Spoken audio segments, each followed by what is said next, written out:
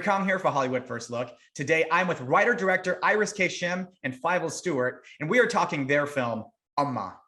Let's take a first look.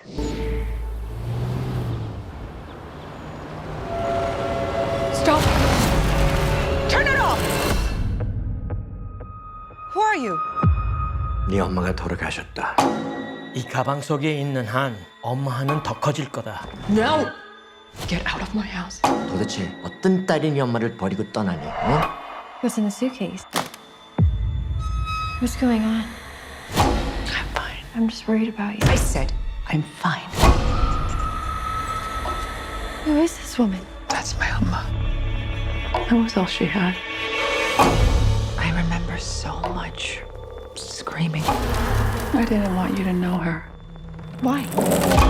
Some Koreans believe that life's hardships are caused by the tormented spirits of their ancestors. Amanda, you okay? I think there's something wrong. Is this what you want? A final resting place? So congratulations, or as they say in Korean, 축하합니다. Thank you, thank you.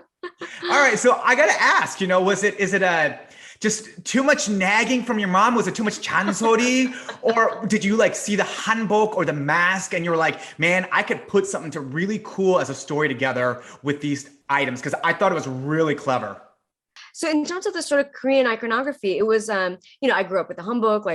My mom, every year they make me wear it for when we do the jesta and New Year. And it was always this very it's so itchy and it gets hot sometimes. And I never really appreciated it. It was more kind of just to me, like a hassle. I didn't really understand what was the point. And with the mask, it was my parents have these framed art with the mask. And I've seen them be also in where people put them on their cell phones and keychains. It's become a little kitschy, I think. Oh wow! Over the years, almost like a souvenir. But now I'm gonna go do that.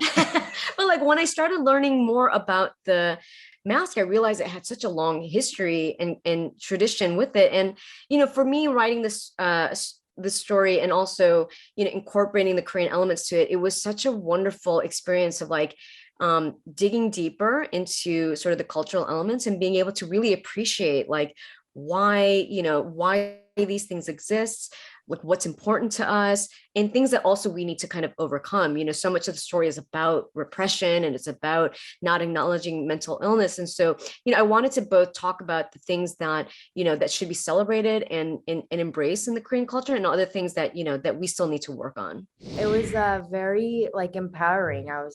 My mom is Chinese, Japanese, and Korean, so there's just so much Asian mixed in there. But to really put my Korean culture forward was amazing. It was so awakening. It was so inspiring. I was trying to figure out, did you have to at times mess with the dialogue from English to Korean to get it to sound the Korean way, to say it doesn't translate as well as I wanted to? So I don't know if you had to kind of mess with that a little bit. That was definitely a challenge in terms of what is it? I would write the script in English and then talking to sort of our translators and saying, okay, well, if there is no literal translation, what is this version in Korean? And it was, a lot of times figuring out which ones do we need to keep a literal translation, and which one can we take a little bit of creative license where a Korean speaking audience will still understand, sort of the meaning behind the sentence, even if it's not a literal translation. Come on. First time writer director for a feature studio, Sam Raimi produced. How was it having Sandra Oh a part of this? Just a dream come true. She was someone that I had in mind as I was writing the script. I really wrote it with her in mind, thinking I would never get her, particularly because I just had never seen her do something like this before. I wasn't sure that she was even interested in kind of working in the genre space. And so we were very, very lucky that she, and I think the timing was really right for us, because I didn't know it at the time, but she was being very cognizant about the kind of roles that she was going to take that really layered in the ethnicity of the character without it being sort of the driving force and justification for them being on screen.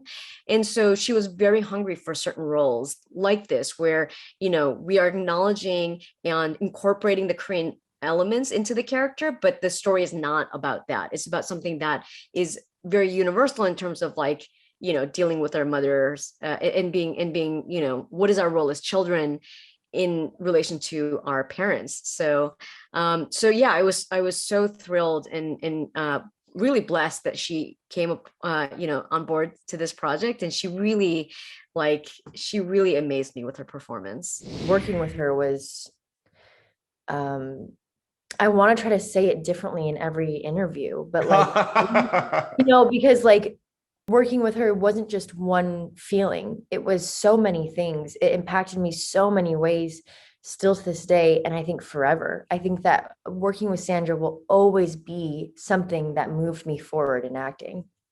The movie is Umma. You can find it in theaters now.